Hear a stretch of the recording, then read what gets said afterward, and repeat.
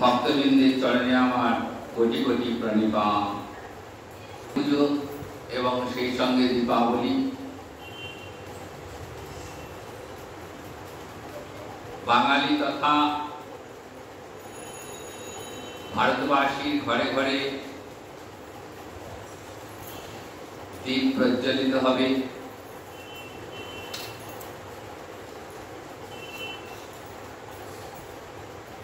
এমনিতেই নিয়ম সভা মাস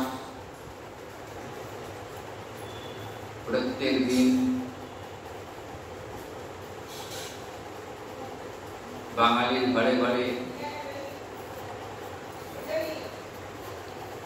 তুলসী তলায় আকাশে দীপদান উৎসব চলছে। আর আগামীকাল সেই শুভ দীপাবলি।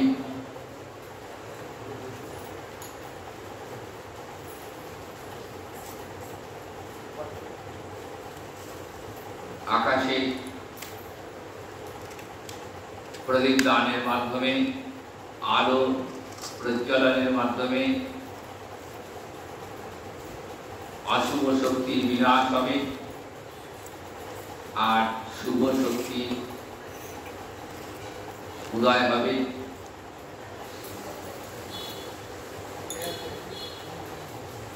তো এই দীপাবলি অনুষ্ঠানটা কেন চালু হলো, কিভাবে হলো? আমরা শাস্ত্রে দেখি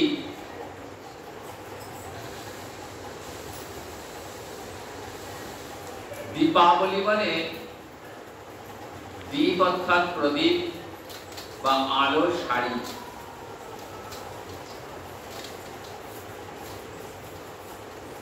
সন্ধ্যাবেলায় ঘরে ঘরে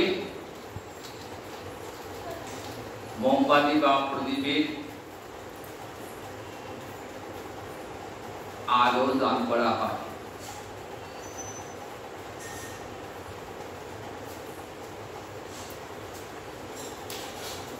রামায়ণে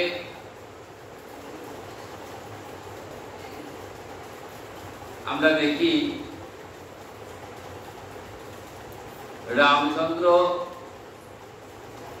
লঙ্কাপতি রাবণকে পরাজিত করে সীতা দেবীকে উদ্ধার করে অযোধ্যায় ফিরছেন। সেই দিনটি ছিল দীপাবলি। অযোধ্যাবাসী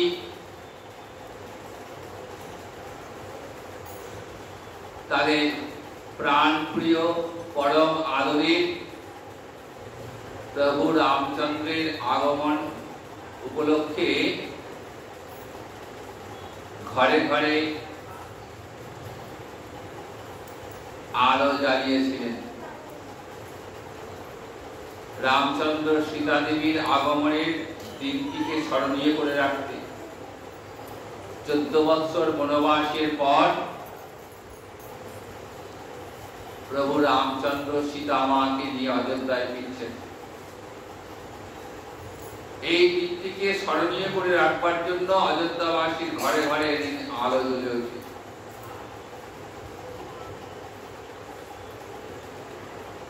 এবং সেই থেকেই এই দিনে দীপ প্রজ্বলনের প্রথা চালু হয়ে আসে। আবার মহাভারত অনুযায়ী এই দীপাবলির দিন ভগবান শ্রীকৃষ্ণ নরকাসুরকে বধ করেছিলেন এবং নরকাসুরের কারাগার থেকে 16,000 মহিষীকে উদ্ধার করে তাদের বিবাহ করেছিলেন। নরকাসুরের প্রার্থনা ছিল যে তার মৃত্যুদিন থেকে যেন বিশেষভাবে উদযাপন করা হয়। সেই নরকাসুরের মৃত্যুদিনটাকেও স্মরণীয় করে রাখার জন্যই দীপাবলির অনুষ্ঠান উত্তর ভারতে যেমন রামচন্দ্র প্রভুর আগমনকে কেন্দ্র করে প্রদীপ প্রজ্বলন হয়, দক্ষিণ ভারতে নরকাসুর কে বধ করা হয়েছিল সেই উপলক্ষে অশুভ শক্তির বিনাশ ঘটিয়ে শুভ শক্তির আগমন ঘটাবার জন্য প্রদীপ প্রজ্বলনের কথা চালু হয়ে আসছে।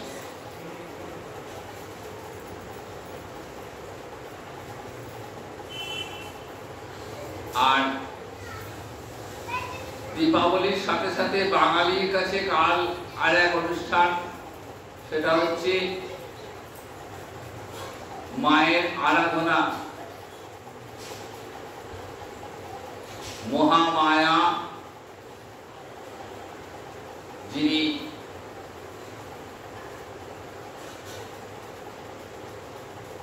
জগৎ সৃষ্টি করেছেন,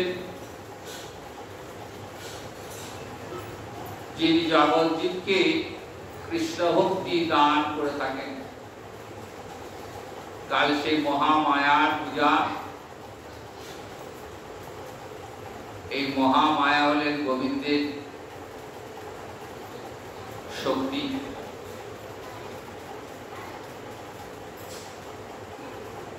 অনন্ত শক্তির নিকেতন ভগবান।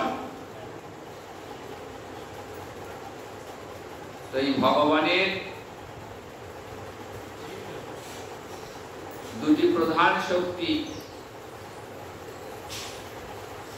গুণাতীতা অন্তরঙ্গ শক্তি আর গুণময়ী অবিচিত্র মহাশক্তি। গুণাতীতা শক্তিটি কেমন?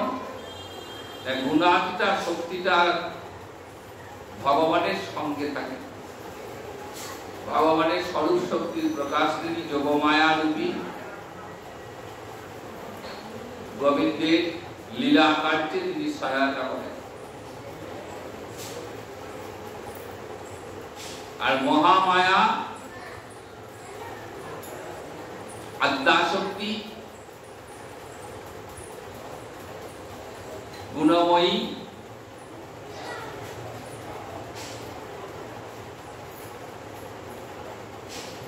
তিনি কৃষ্ণ বহির্মুখ জীবকে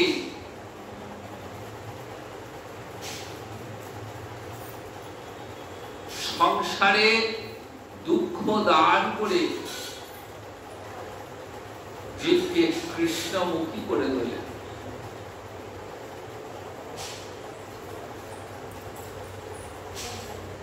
এই মহামায়ার প্ররোচনাতেই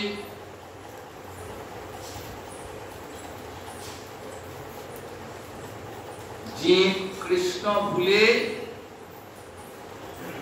বিষয়কে আপন করে নিয়েছে। মহামায়ার মোহগর্তে আবর্তিত হয়ে চলেছে, আর তার ফলে ধীরে ধীরে জীব দুঃখ কষ্ট পেয়ে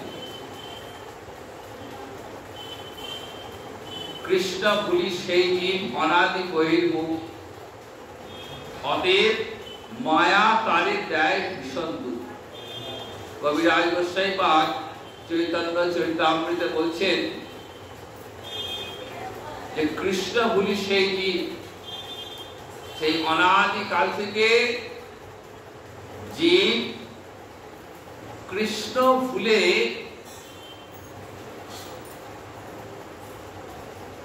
সংসারকে আপন করে নিয়েছে। যে সংসার মিথ্যা, যে সংসার অসার, যে সংসারে জীবের দুর্গতির শেষ নেই, সেই সংসারটাই জীবের কাছে আপন হয়ে দাঁড়িয়েছে। আর যিনি আদি অনাদি চিরন্তন শাশ্বত সনাতন, যাকে পেলে জীব চির শান্তির পথ খুঁজে পায়, যেখানে দুঃখ নেই, যেখানে সতত আনন্দ বিরাজমান, সেই ভগবান শ্রীহরির চরণ বিস্তৃত হয়েছে। তার ফলে জীবের দুঃখ দুর্গতি শেষ।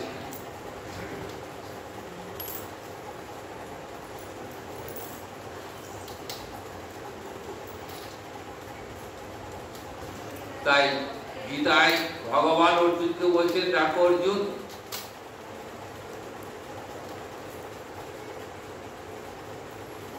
এই যে গুণময়ী মায়া, সেই মায়া আমারই শক্তি।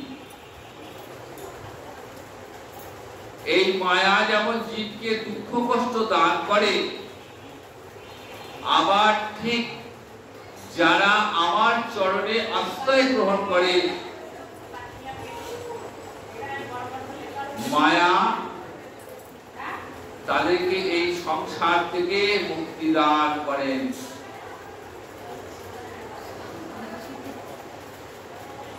তো সেই মহামায়াকে আমরা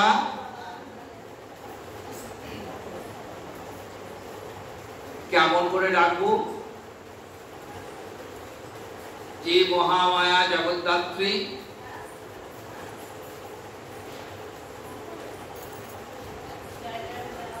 আমায় কৃষ্ণ ভক্তি দান করো।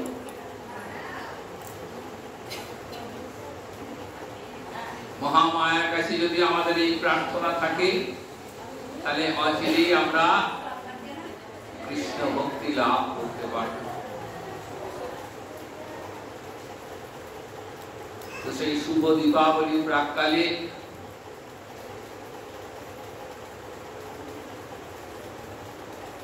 কৃষ্ণ ভক্তি পরায়ণ সমস্ত ভক্তবৃন্দকে শুভ দীপাবলির প্রীতি এবং শুভেচ্ছা জানাই।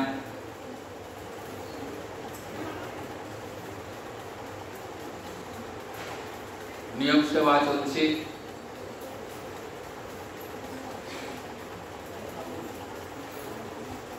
এই নিয়ম সেবা উপলক্ষে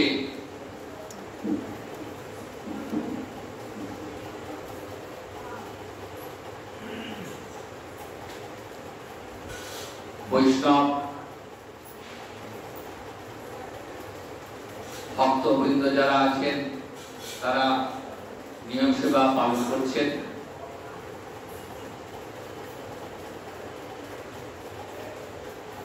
বছরের 3টি মাসকে আমরা অতি পূর্ণ মাস বলি।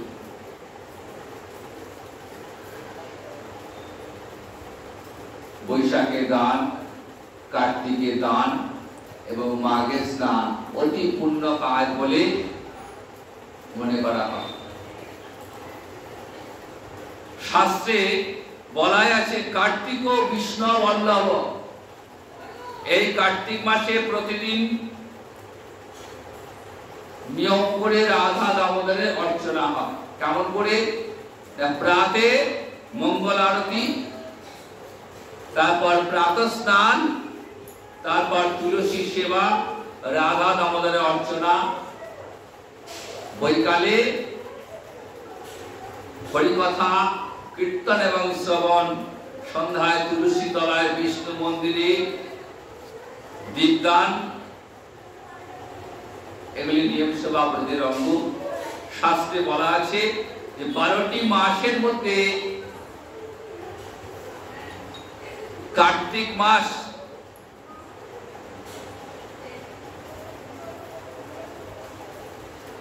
পূর্ণ মাস। বৈশাখ মাস, মাঘ মাসকে নিয়ম সেবার মাস বলা হয়, কিন্তু এই কার্তিক মাসে বিশেষ নিয়মে রাধা দামোদরের অর্চনা হয়। দেখবেন গীতায় ভগবান বলছেন, মাসানাং মার্গশীর্ষ অহম, মাসের মধ্যে আমি অগ্রহায়ণ। আগে অগ্রহায়ণ মাস থেকে বছরের হিসাব হতো। অগ্রহায়ণ মাস অপেক্ষা পুণ্যদায়ক মাস হলো বৈশাখ মাস। বৈশাখে নর্মদায় স্নান করলে পুণ্য ফল লাভ হয়, এর থেকে লক্ষ গুণ ফল লাভ হয় প্রয়াগে স্নান করলে। আবার মাঘ মাসের থেকেও অধিকতর পুণ্যদায়ক মাস হলো কার্তিক। কার্তিক মাসে যে কোনো জলাশয়ে স্নান করলে পুণ্য লাভ হয়। শাস্ত্রে বলছে কার্তিক মাসে প্রাতঃ স্নানান্ত কর্তব্যং তথৈব হরি ভুজনম কথায়া শ্রবং চৈব কার্তিকে শস্যতে মুনি। অর্থাৎ ব্রহ্মা বলছেন, হে নারদ, কার্তিক মাসে প্রাতঃকালে স্নান করে রাধা দামোদরের অর্চনা করতে হয় এবং রাধা দামোদরের কথা শ্রবণ করতে হয়। এই মাসের আর এক নাম হলো ঊর্জা মাস। রাধারানী হলেন ঊর্জেশ্বরী, এই মাসের অধিষ্ঠাত্রী দেবী, তাই তিনি ঊর্জেশ্বরী। আবার দামোদর অর্থাৎ ভগবান শ্রীকৃষ্ণ হলেন এই মাসের অধিষ্ঠাত্রী দেবতা, তাই এই মাসে রাধা দামোদরের কীর্তন এবং দামোদরাষ্টকম পাঠ করতে হয়। দামোদরাষ্টকমে 8টি শ্লোক এবং এই 8টি শ্লোকের মধ্যে মূলত 2টি দামোদর লীলা বর্ণিত হয়েছে। 2টি কৃষ্ণ লীলা, এক দামোদর লীলা আর হচ্ছে যমলার্জুন ভঞ্জন লীলা। সত্যব্রত মুনি ধ্যানে দর্শন করছেন মা যশোদার অঙ্গনে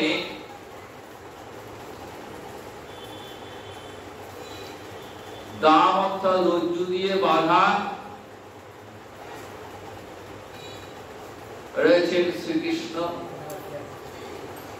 উদুকলের সঙ্গে মা তাকে বন্ধন করেছেন।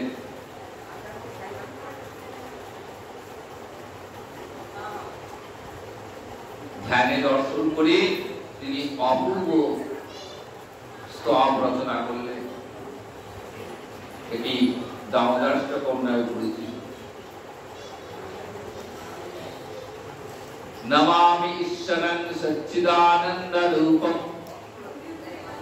লসৎ কুণ্ডলং গোকুলে বিরাজমানম যশোদাভ্যৌরূপলধাবমানম।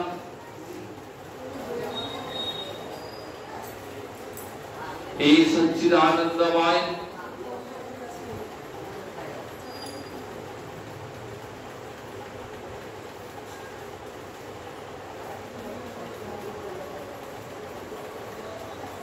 ভগবান শ্রীহরি তোমায় প্রণাম জানায়।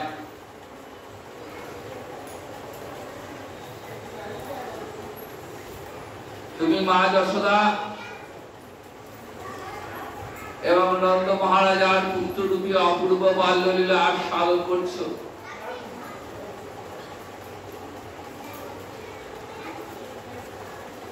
তুমি জগদীশ্বর, তুমি সচ্চিদানন্দময় স্বয়ং ভগবান। অথচ কি আশ্চর্য, বাৎসল্য প্রেমময়ী মা যশোদার প্রেমের বাঁধনে তুমি বাধা প্রাপ্ত হয়েছ। তুমি অধরা,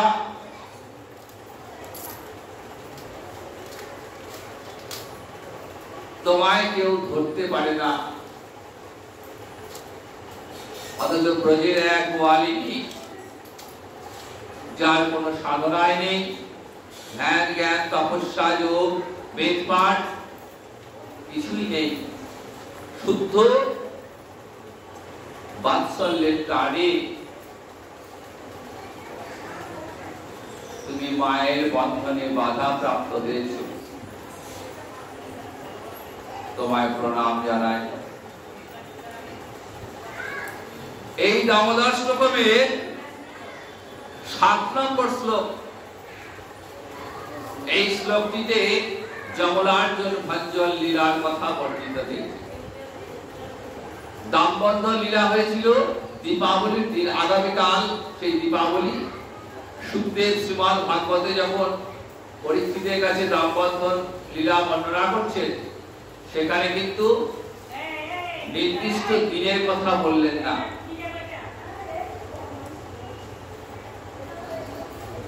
শ্রীজীব গোস্বামী পাদ গোপাল চক্র গ্রন্থে ওই দামবন্ধন লীলা প্রসঙ্গে বলছেন ওই দিনটি ছিল দীপাবলির দিন, কালী পুজোর দিন, অর্থাৎ অন্নকূট উৎসবের আগের দিন। আগামীকাল দীপাবলি, সেই সঙ্গে কালী পুজো, আর বুধবারে হচ্ছে অন্নকূট উৎসব। এই অন্নকূট উৎসবটিও ভগবান শ্রীকৃষ্ণের এক অপূর্ব লীলা।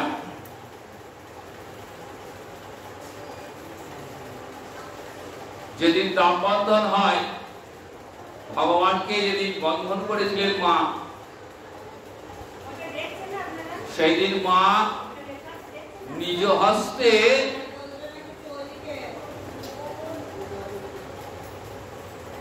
তার আদরের গোপালের জন্য ক্ষীর, ছানা, ননি প্রস্তুত করছিলেন।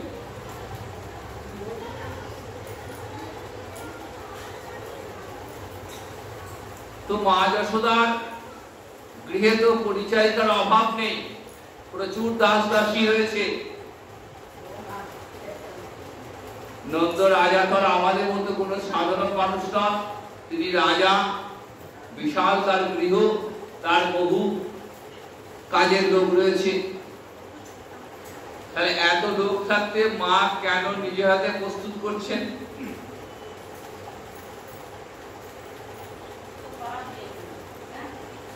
সুখদেব বলছেন,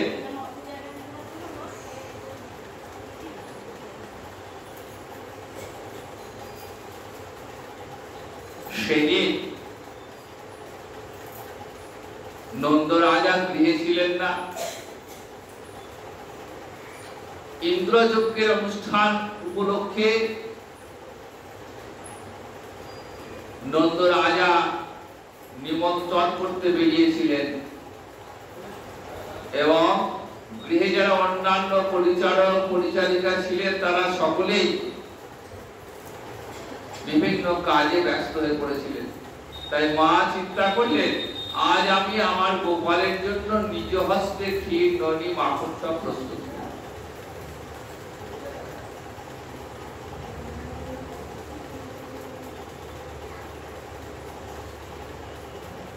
তাই মা সকাল সকাল ঘুম থেকে উঠে পড়েছেন,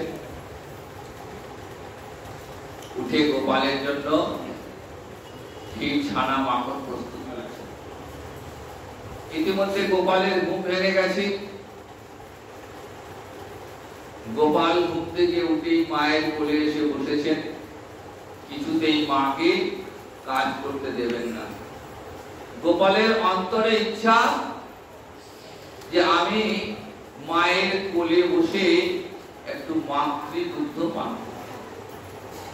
ঠিক যেমন করে নরলীলায় আমরা দেখি মানব শিশু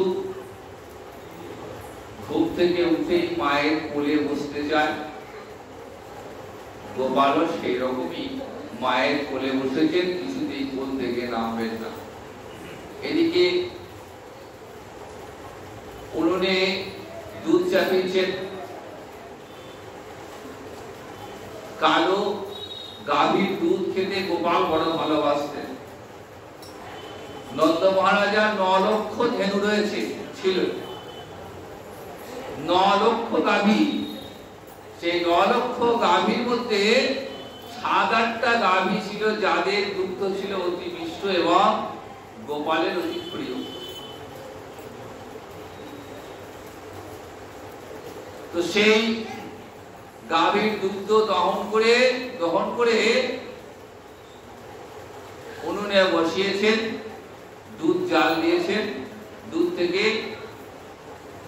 ননি প্রস্তুত হবে, মাখন প্রস্তুত হবে, ক্ষীর প্রস্তুত হবে। গোপাল বড় ভালোবাসে খেতে। উনুনে দুধটা উঠেছে। মা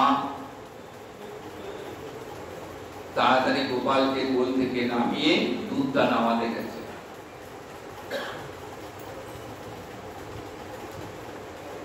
তো সকালবেলায় যখন গোপালের তখন ঝোঁকটা থামেনি, মা কোল থেকে নামিয়ে দিয়েছেন, গোপালের রাগ হয়ে গেছে। মনে মনে চিন্তা করলেন, মা আমাকে কোল থেকে নামিয়ে দিল, আমি আজ মায়ের মজা দেখাবো। এদিকে গোপালের দুষ্টুমিতে মা অতিষ্ঠ। প্রতিদিন কেউ না কেউ এসে গোপালের নামে নালিশ করে। গোপাল কি করে, নিজের ঘরে এত ক্ষীর ছানা মাখন থাকে, তা সত্ত্বেও ব্রজবাসীর ঘরে ঘরে গিয়ে চুরি করে, আর সবাই এসে নালিশ করে যে যশোদা মা, তোমার গোপাল আজ কি করেছে জানো? আজকে আমাদের ঘরে ননি রাখা ছিল, সেই ননি চুরি করে শুধু নিজে খায়নি, তার সঙ্গী সাথীদেরকেও খাইয়েছে। মা বলছেন, আচ্ছা আমার গোপাল তো দুষ্টুমি করে, জানিস তোরা বড় চঞ্চল, তোরা একটু লুকিয়ে রাখতে পারিস না? বলছেন, সেই যা রাখি না, রাখলেও ছাড় নেই, ঘরে গিয়ে যদি না পেল, আসার পথে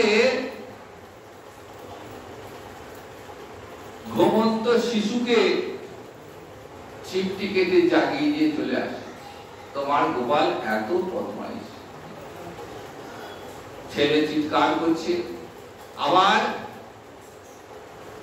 বাছুরগুলো বাঁধা থাকে, বাছুরগুলোকে তুলে দেবে। বাছুর কে কি করবে?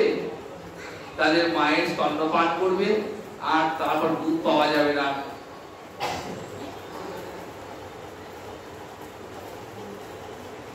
একদিন নন্দ মহারাজার দাদা উপানন্দের স্ত্রী যশোদা কাছে এসেছেন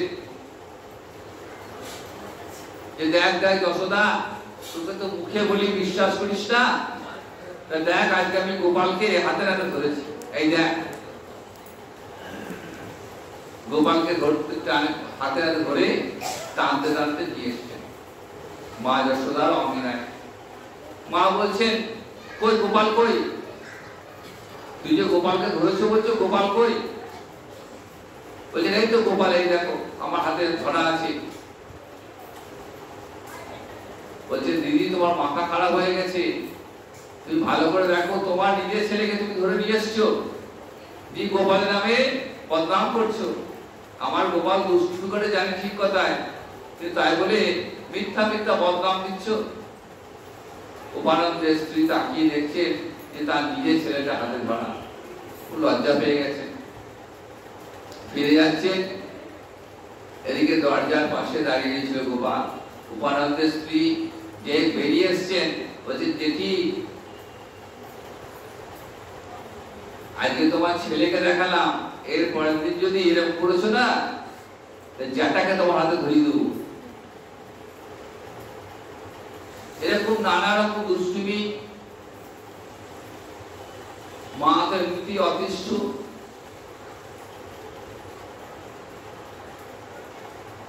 তাই মা তো যে আমাদের কাছে উঠে, গোপাল নেমে এসে উঠোনে এসে নড়ি পাথর সংগ্রহ করে, মা সকাল থেকে কত পরিশ্রম করে ক্ষীর ছানা মাখন সব তৈরি করে মাটির হাঁড়িতে করে রেখে দিয়েছে।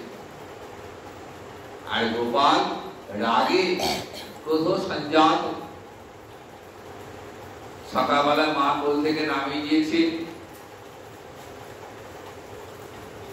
ঝোঁক কমেনি, তাই রাগে কি করেছে, নড়ি পাথর দিয়ে ওই প্রস্তুত করা মাখন, ননি, ক্ষীর সব নড়ি পাথর দিয়ে ফাটিয়ে দিয়েছে। হাড়ির পাশগুলো কেটে সেখান থেকে সব গড়িয়ে গড়িয়ে পড়ছে। গোটা বারান্দা আবার ছড়িয়ে গেছে। তখন গোপাল ভাবছে, তাহলে এইবার তো মা আমাকে বকবে। ঠিক যেমন নররূপে লীলা হয়, যেমন করে মানব শিশু মায়ের ভয়ে ছুটে পালায়, গোপাল ছুটে চলে গেল ঘরের ভেতরে। নন্দ রাজার বিশাল প্রাসাদ, প্রচুর ঘর, ঘরের ভেতর ঘর, তার ভেতর ঘর। এবার ওবার করতে করতে একটা ঘরে গেল, আর মা গোপালকে দেখতে না পেয়ে দেখছেন যে সমস্ত ছড়ানো সকাল থেকে এত পরিশ্রম করে তৈরি করলাম, সব মাটি হয়ে গেল। মায়েরও খুব ক্রোধ হয়েছে যে আজকে আমি গোপালকে হাতে নাতে ধরবো, আর ধরলে কি করবো দেখ। বলছি না, আজ তোকে একবার ধরি, তোকে আমি বেঁধে রাখবো, যেন কেউ তোর নামে নালিশ করতে না পারে। হাতে একটা লাঠি নিয়ে মা খুঁজছেন গোপালকে। কোথায় খুঁজবেন? এত বড় প্রাসাদ, মায়ের চেহারা এমনিতে একটু ভারী, মোটা সোটা, স্থূলকায়, ভোর থেকে পরিশ্রম করছেন, পরিশ্রমে ক্লান্ত হয়ে পড়েছেন। লাঠি হাতে গোপালকে খুঁজছেন, এবার গোপাল খুঁজছেন, খুঁজতে খুঁজতে খুঁজতে খুঁজতে মা ক্লান্ত হয়ে পড়েছেন। ভাবছেন যে আমি আমার ছেলেকে কোথায় খুঁজবো? অধরা ভগবান, সেই অধরা ভগবানকে কি ধরা চাকরিকারী কথা। ভগবান যদি নিজে থেকে ধরা না দেন, তাহলে কারো ক্ষমতা নেই ভগবানকে ধরা। জ্ঞানী যোগী ঋষি কোটি কোটি বছর ধরে সাধন করছেন ভগবানকে পাওয়ার জন্য, কিন্তু কোটি কোটি বছর ধরে সাধন করেও তাদের সেই সাধন ভজনের দ্বারা ভগবানকে কিন্তু বুঝতে পারে। ভাগবতের কেমন শিক্ষা দেখুন। বললেন ভগবান কোন সাধনার ধন্য, কোন সাধনায় ভগবানকে পাওয়া যায় না। ভগবানকে পাওয়া যায় একমাত্র শুদ্ধ ভক্তির দ্বারা।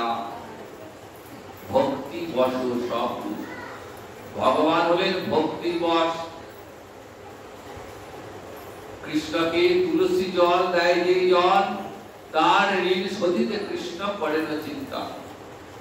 কেমন ভক্তি না, গোবিন্দ চরণে কৃষ্ণ চরণে যিনি নিত্য একটু তুলসী পত্র গঙ্গা জল দেন, ভগবান তার কাছে চিরঋণী হয়ে যান। শুদ্ধ ভক্তি দরকার। নির্গুণা ভক্তি, অনিমিত্তা ভক্তি, অহৈতুকী ভক্তি। ভক্তি কেমন হবে? অহৈতুকী, অনিমিত্তা। ভক্তিতে কোনো হেতু থাকবে না। আমি কৃষ্ণ ভজন করব, কিন্তু ভগবানের কাছে কিছু পাওয়ার আকাঙ্ক্ষা যেন আমার না থাকে। যে আমি তোমাকে নিত্য সেবা দেব, ভালো মন্দ খাওয়াবো, বিনিময়ে তুমি আমাকে প্রচুর অর্থ দাও।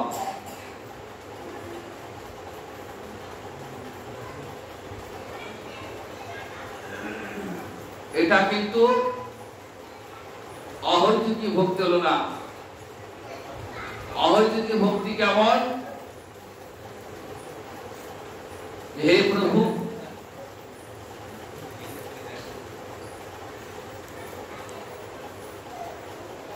আমি যেন তোমার চরণ সেবা করতে পারি জন্ম জন্মান্তর। আমার যে কুলেই জন্ম হোক না কেন, যেন তোমার এই চরণ সেবা থেকে বঞ্চিত না হয়। এই ভক্তির দুয়ারে ভগবান চিরকাল বাধা রয়েছে। কাজে ভগবানকে কোনো সাধনায় পাওয়া যাবে না। ভগবানকে পেতে গেলে একমাত্র বিশুদ্ধ ভক্তি প্রয়োজন। মা যশোদার অন্তরে তো কোনো কামনা ছিল না।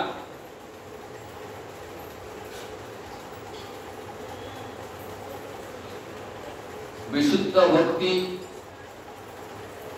মা যশোদার কোনো শাস্ত্র জ্ঞান নেই, বেদ জানেন না, কোনো সাধন নেই, কিন্তু বিশুদ্ধ বাৎসল্য রসের প্রতি,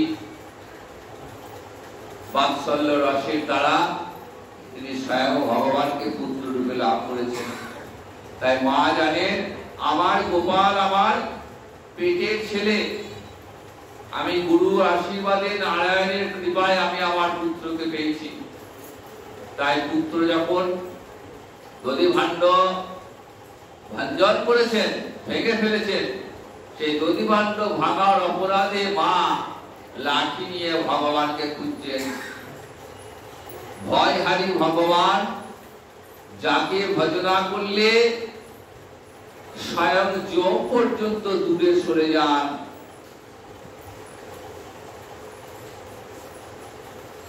সেই ভয়হারী ভগবানকে ভগবান আজ মায়ের ভয়ে লুকিয়ে বেড়াচ্ছেন। কেমন লীলা দেখুন।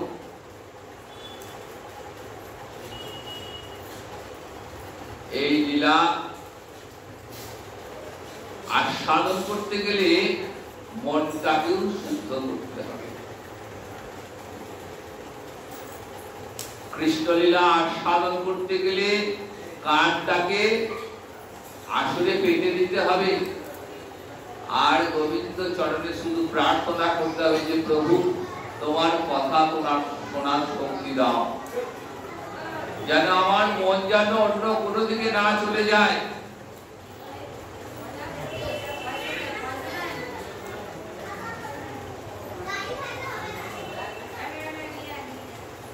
খুঁজতে খুঁজতে মা সেই ঘরে পৌঁছে গেলেন যেখানে গোপাল লুকিয়েছিল। মাকে দেখেই গোপাল আবার অন্য দরজা দিয়ে নেমে সোজা উঠোনে চলে এসেছে। এক হাতে দধি ভাণ্ড আর এক হাতে দই মাখা। উঠোনে বসে দই খাচ্ছেন, ক্ষীর খাচ্ছেন, আর হাড়ি থেকে বার করে উঠোনে অনেক গাছ ছিল, সেই গাছে বাঁদর বসছিল, তাদেরকেও বসে বসে খাওয়াচ্ছেন। বলছে তোরাও আয়, তোদের কাছে তো আমি ঋণী, তোর তার যুগে সেতু বন্ধন করেছিলিস, তোদের সেই ঋণটা শোধ করবো, আয় তোরাও আজকে আমার সঙ্গে হাত দিয়ে খা। দেখছে মাঝে গোপাল, চারিদিকে বানর ঘিরে বসে বসে গোপালের সঙ্গে ক্ষীর ছাড়া মাখন খাচ্ছে। যেই মাকে দেখেছে বাঁদরগুলো সব উড়ে চলে গেছে। গোপাল ভাবছে কি হলো, উঠে গেল কেন? তাকিয়ে দেখছে মা আসছে। মাকে দেখি আবার ছুট। কোথায়? একদম সোজা কাছারিতে। কাছারি মানে যেখানে নন্দ রাজা প্রজাদের অভাব অভিযোগ শুনতেন এবং তার প্রতিবিধান করতেন। বিশাল কাছারি বাড়ি। গোপাল জানে এই কাছারি বাড়িতে মা যায় না, মা তো অন্তর্মহলে থাকে, বাইরে লোকের সামনে চট করে মা বেরিয়ে আসেন না। কিন্তু গোপাল জানে না সেদিন কাছারি বন্ধ, বাবা গেছেন নিমন্ত্রণ করতে, তাই কাছারিতে প্রবেশ করেছে। গোপাল ভেবেছে মা এখানে আসবেন না, কিন্তু মা তো জানে কাছারি বন্ধ। হাতে লাঠি নিয়ে বলছেন আজ তোর একদিন কি আমার একদিন, আজ তোকে কে বাঁচায় আমি দেখবো। এক হাতে লাঠি আর এক হাতে গোপালকে ধরেছে, আর গোপাল কাঁদছে, দুনয়নে জলধারা। কেমন কাঁদছে? যেমন এই জগতে শিশু যেমন মায়ের কাছে বকা খেয়ে মায়ের কাছে ধরা পড়ার পর যেমন করে কান্না করে যে মা আমায় মেরো না, আর করবো না মা আমি, বারবার বলছেন আর কাঁদছেন, আর নিজের হাত দিয়ে চোখটা রগড়াচ্ছেন। মা সকালবেলা দিয়ে চোখে সুন্দর করে কাজল পরিয়ে দিয়েছেন, আর সেই চোখটা রগড়িয়ে রগড়িয়ে গোটা মুখটা কাজল মাখা হয়ে গেছে। সেই কাজল মাখা মুখটা দর্শন করে সত্যব্রত মনি আনন্দে আত্মহারা, যে এমন সুন্দর মুখ। ছোট্ট শিশু দেখবেন মায়েরা কপালে কাজলের টিপ দেয়, চোখে কাজল পরিয়ে দেয়, একটু পরে খেলা করতে করতে কি করে ছেলেরা চোখ রগড়ে দেয়, আর সমস্ত কাজল চোখে মুখে লেগে কালি হয়ে গেল। মা সেই মুখ দেখে নিজেকে স্থির রাখতে পারছেন না। মায়ের অন্তর তো শুধু গোপাল আর গোপাল, গোপাল ছাড়া মা কিছুই জানেন না। মা কি আর মারতে পারেন? কিন্তু গোপালের সামনে প্রকাশ করলে তো হবে না, তাই মুখের রাগ ভাবটা রেখে দিয়েছেন। আর গোপাল কাঁদছে, বলছে না আজ আর তোকে আমি ছাড়বো না। আজ তোকে বেঁধে রাখবো, তো সারাদিন তোর খাওয়া বন্ধ।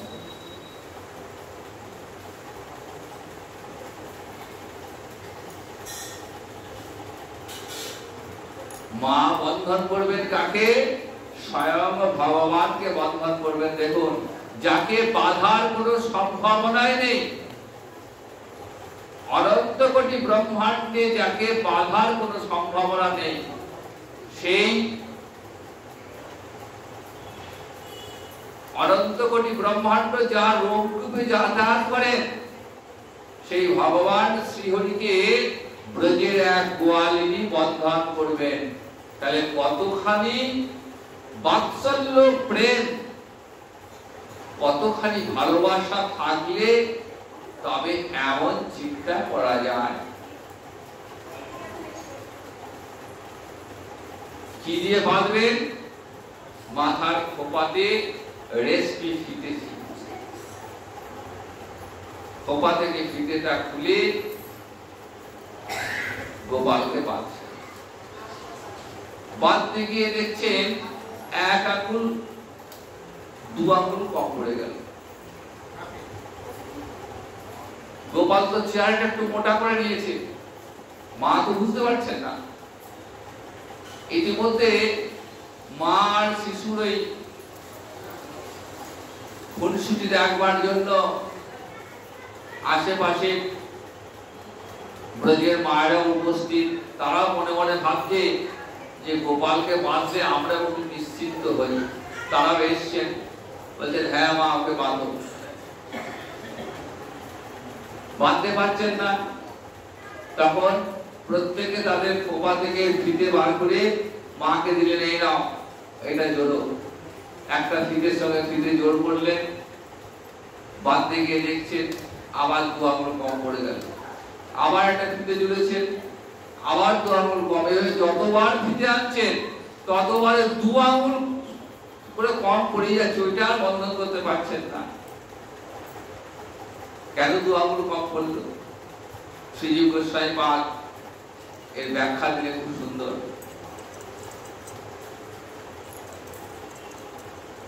এক আঙুল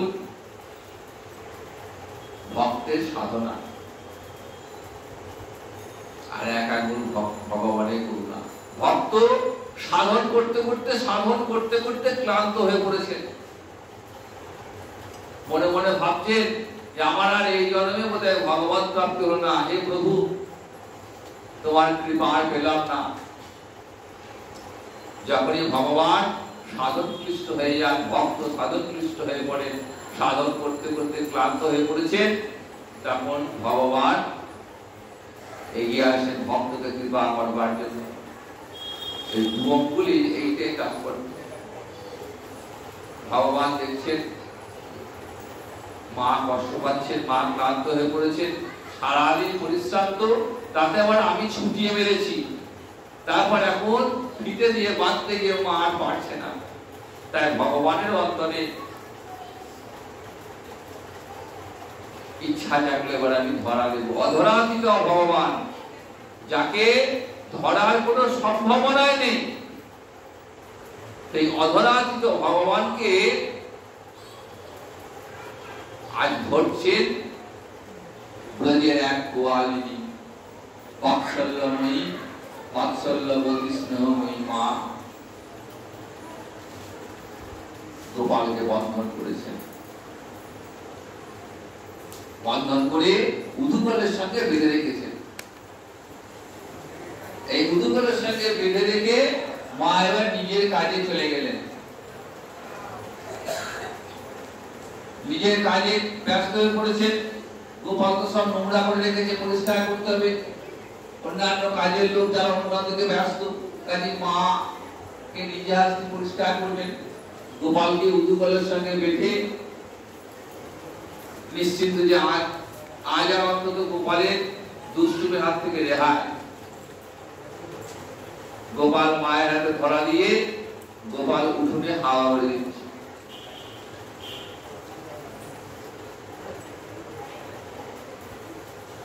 হামাগুড়ি দিতে দিতে আরেকটি অপূর্ব লীলা তিনি করে ফেললেন। মা যশোদার অঙ্গনে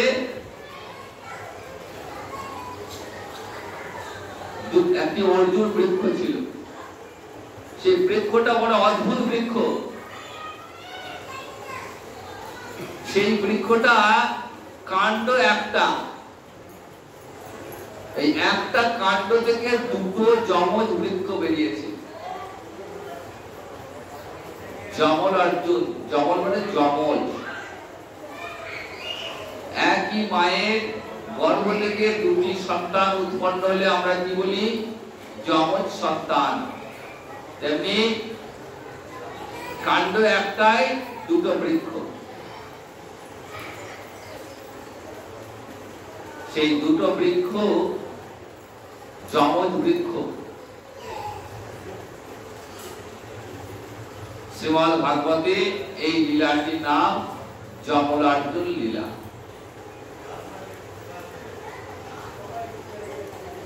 এরা এই বৃক্ষ দুটি আসলে কুবেরের পুত্র, ধনকুবের বলি আমরা। দেবরাজ ইন্দ্রের কোষাধ্যক্ষ ছিলেন, প্রচুর অর্থের মালিক। আর এই অর্থ থাকার কারণে, পিতার অর্থ সম্পদ থাকার কারণে এই দুই পুত্র বয়ে গেছিল। অর্থের অহংকারে, মদিরা পানের মত্ততায়, অবৈধ সঙ্গ করে বয়ে গেছিল। ঠিক এই জগতে আমরা যেমন দেখি বড়লোক পিতার সন্তান পিতার অর্থের প্রাচুর্যের কারণে কি করে? নানা রকম অসৎ কাজে লিপ্ত হয়ে পড়ে। তা এরা দুই পুত্র নল এবং কুবের, নল কুবের এবং মণিগ্রীব, এই দুই ভাই, এরা ভক্ত নারদকে অপমান করেছিলেন। কৈলাসে একটি সরোবরে এরা জলক্রীড়া করছিলেন।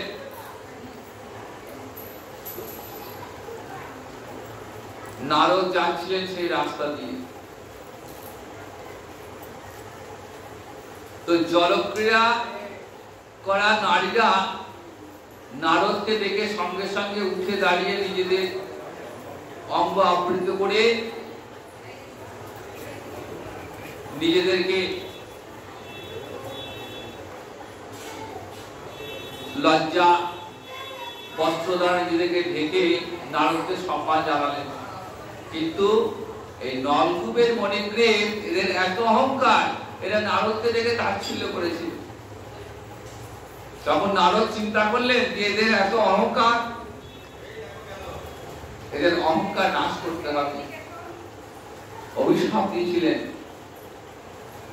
যে তোমরা বৃক্ষ জন্মপ্রাপ্ত হও, তাহলে তোমাদের অর্থ সম্পদ অহংকার সব নাশ হয়ে যাবে। তখন এই দুই ভাই নিজেদের অপরাধ বুঝতে পেরে নারদের চরণে প্রণাম জানিয়েছিলেন এবং নারদ কৃপা করেছিলেন। বললেন যে ঠিক আছে, অভিশাপ যখন দিয়ে ফেলেছে আর ফেরানো যাবে না, কিন্তু তোমাদের মুক্তির উপায় বলে দিচ্ছি। তোমরা দেব পরিমাণে 100 বছর মা যশোদার অঙ্গনে বৃক্ষরূপে থাকবে। তারপর স্বয়ং ভগবান শ্রীহরি যখন ব্রজভূমিতে লীলা করবেন, ভগবানের হাতে তোমাদের মুক্তি হবে। আর ভগবানের হাতে যাদের মুক্তি হয় তাদের পরম গতি লাভ হয়। নারদ তো ভক্ত, স্বয়ং শ্রীহরির প্রিয়তম ভক্ত নারদ। তাহলে বৈষ্ণবের তো ক্রোধ থাকে না। আমরা জানি যারা বৈষ্ণব, বৈষ্ণবের কখনো ক্রোধ হয় না। তাহলে নারদের ক্রোধ কেন হলো?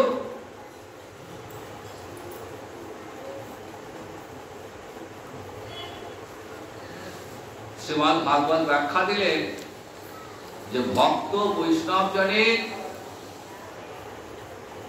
ক্রোধ ও অভিশাপটা আশীর্বাদে পরিণত হয়ে যায়। তাই নারদের ক্রোধটা এই দুই ভাইয়ের কাছে আশীর্বাদ হয়ে দাঁড়িয়েছিল। তো সেই যমরাজন ভঞ্জন হবে, ভগবান হামাগুড়ি দিয়ে যাচ্ছেন, উদুফালটা নিয়ে টানছেন, মাথা দেখতে পাচ্ছে না। গোপাল আস্তে আস্তে আস্তে আস্তে গিয়ে ওই দুটো যমজ বৃক্ষের মাঝে ফাঁক, সেই ফাঁকে ঢুকে পড়েছেন, আর গুড়িতে উদুফালটা আটকে গেছে।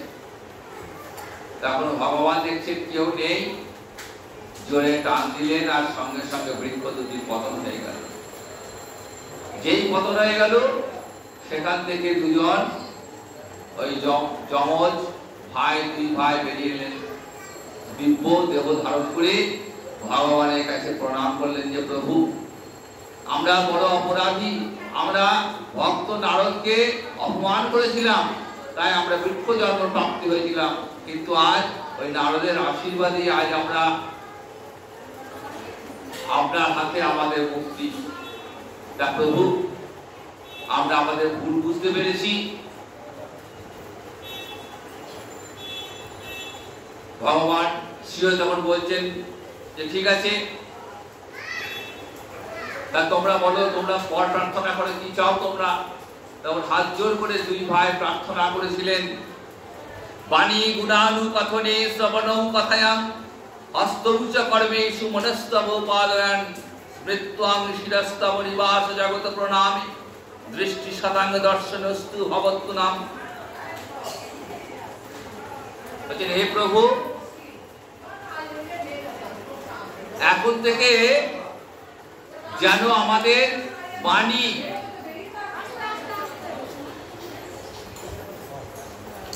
আমাদের মুখ দিয়ে যেন হরিনাম ছাড়া আর কিছু না বেরোয়। বাণী গুণানুকথনে যেন এই মুখ যেন সর্বদাই তোমার গুণকীর্তন করে, শ্রবণং কথায়া কান দুটো যেন সর্বদাই হরিকথা শ্রবণ করে, হস্তৌচ কর্মেষু, এই যে দুটো হাত দিয়েছো প্রভু, এই দুই হাত যেন সর্বদাই তোমার সেবায় রত হয়, মনস্তব পাদয়ান, এই মন যেন সতত তোমার চরণে থাকে। স্মৃত্বাং শিরস্তব নিবাস জগত প্রণাম, এই যে কথা মস্তক যেন বৈষ্ণবের চরণ নত হয়ে যায়, জগতের সকলের চরণে যেন মস্তক নত। সমস্ত জীবের অন্তরে ভগবান রয়েছেন, কখনো যেন অহংকার না আসে যে গরিব নিচু জাত ও পশু ও প্রাণী, এমন যেন আমাদের না হয়। জগতের প্রত্যেকটা জীবের চরণে যেন আমাদের মাথা নত হয়ে যায়। দৃষ্টি শতাং দর্শনস্তু ভবতু নাম, আর এই চোখ দুটো যেন সর্বদাই বৈষ্ণব দর্শন করে। ভগবান বলছেন আচ্ছা, সমস্ত কিছু আমাকে দিয়ে দিলে, চোখ দুটো কেন দিলে না? বলছেন প্রভু, এই চোখ দুটো ভক্ত সেবায় লাগাবো, এই চোখ দিয়ে ভক্ত দর্শন, কৃষ্ণ ভক্ত, তোমার ভক্তকে দর্শন করব। কারণ আজকে তোমার ভক্তের করুণাতেই তো, কৃপাতেই তো আজকে তোমার কৃপা পেয়েছি প্রভু। তোমার ভক্ত নারদ তিনি কৃপা করেছেন বলেই না তবে আজ তোমার কৃপা পেলাম। তাই আজকে আজ থেকে যেন আমার চোখ দুটো, আমাদের চোখ দুটো যেন ভক্ত দর্শন হয়। কেমন প্রার্থনা দেখুন, আর কিন্তু অর্থ চাইনি। নলকূপের মণিগ্রীবের যে অর্থের যে বিষয়, ভোগ লালসা কেটে গেছে। কি বললেন? আমাদের এই সমস্ত ইন্দ্রিয় যেন ভাগবত সেবায় লাগে। শ্রীমদ্ ভাগবত শিক্ষা দিচ্ছেন। দেখুন, এই যে মানব দেহ, এই যে ইন্দ্রিয় আমরা লাভ করেছি, এই মানব দেহ এবং ইন্দ্রিয় যেন আমাদের ভগবত সেবায় লাগে, কৃষ্ণ সেবায় লাগে, যেন গৌর চরণে যেন আমাদের ইন্দ্রিয়গুলো কাজে লাগে গৌর চরণ সেবা করতে গিয়ে। ভগবান শ্রীহরি বললেন তথাস্তু তাই হবে, তোমরা এখন এখান থেকে ফিরে যাও, ব্রজবাসীরা দেখলে আমার লীলা পূর্ণ হবে। আমার তো নররূপে লীলা, এই লীলা ব্রজবাসীরা কখনো জানে না যে গোপাল স্বয়ং ভগবান। সবাই জানে গোপাল আমাদের সখা, গোপাল আমাদের পুত্র। এই ভাব যদি চলে যায় তাহলে ঐশ্বর্য, কারণ গোপাল বৃন্দাবন মাধুর্যের ধাম, ব্রজভূমি মাধুর্যের ধাম, সেই মাধুর্য সংকুচিত হয়ে যাবে। এই কথা বলে দুই ভাই বড় জোরে ভগবানকে প্রণাম করে ফিরে গেলেন।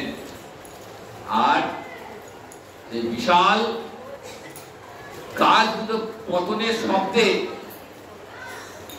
সবাই ছুটে এসছে। কি হলো? সবাই দেখছে যে গোপাল উদুকলের সঙ্গে যেমন বাধা, বুড়ির প্রান্তে গোপাল, এ প্রান্তে উদুকল, আর গাছ দুটো মাঝখানে পড়ে রয়েছে। সবাই অবাক হয়ে গেছে, কেমন করে হলো, কোথাও কিছু নেই, এমন অঘটন। বৃক্ষ পতনে সবাই ছুটতে ছুটতে, মা ছুটতে ছুটতে এসেছেন। মা দেখছেন গোপালের হয়ে রয়েছে। সবাই বলা বলি করছে গোপালের কাজ। মা বলছে না না, আমার গোপাল এই এত বড় গাছ ফেলতে পারে? ওই ছোট্ট শিশু, তোমরা ভুল করছো, আমার গোপাল এমন করতেই পারে না। মায়ের অন্তরে কখনো ওই ভাবনা নেই যে আমার গোপাল ভগবান। নন্দ মহারাজা ফিরে এসছেন, গোপালকে এই অবস্থায় দেখে গোপালের বন্ধন খুলে দিলেন। মা বন্ধন করেছিলেন আর পিতা এসে সেই বন্ধন খুলে দিলেন। এইভাবে যমরাজ্যের লীলাটি শেষ হলো। শ্রীমদ্ ভাগবত আমাদের শিক্ষা দিলেন। এরকম শ্রীমদ্ ভাগবতের 10ম অধ্যায়ে আরো অনেক লীলা রয়েছে। তো মূলত দামোদর শতমে লীলা বর্ণিত হয়েছে। বেশি বিস্তৃত ব্যাখ্যা করার সময় বা সুযোগ এখানে নেই, কারণ প্রভুর আরতি হওয়ার সময় হয়ে গেছে। তাই আজ আর একবার দীপাবলির প্রীতি শুভেচ্ছা জানিয়ে গৌরহরির চরণে, গোবিন্দ চরণে, মহামায়ার চরণে প্রণাম জানিয়ে আজ এখানে ভাগবতী কথা বিশ্রাম নিলাম। জয় নিতাই, জয় গৌর।